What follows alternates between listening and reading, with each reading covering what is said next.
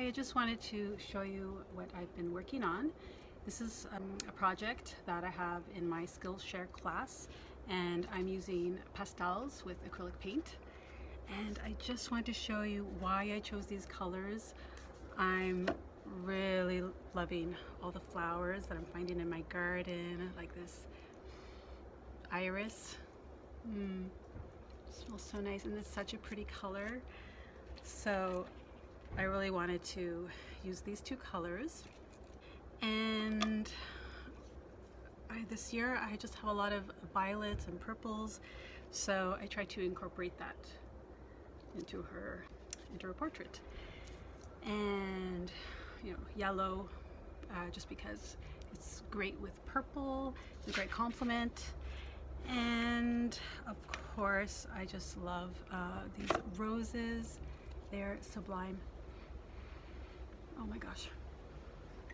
So I definitely love, this is like a red rose, so I want to go a little bit softer, so I'm using these two colors. And if I get my glasses here. So this is Rose Permanent that I'm using. This is a bit lighter than this one. This one is another Rose Permanent, but as I explained in the class, especially with Rembrandt, the pastels are coded by number. So for example, this is 397.7 and this is 397.9. I love these colors, and they're great in this portrait together. And then in the violets, I used 548.8 and 548.7. And I used a bunch of other color. This is the original Flora and Fauna Girls colorway. I used a lot of the vintage light mochas and browns. And this is my spring version.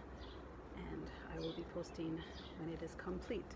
I'm still not done actually. I still need to do the acrylic part, and I just wanted to show you where I'm at. And it's a very beautiful day in my garden. Let me just show you.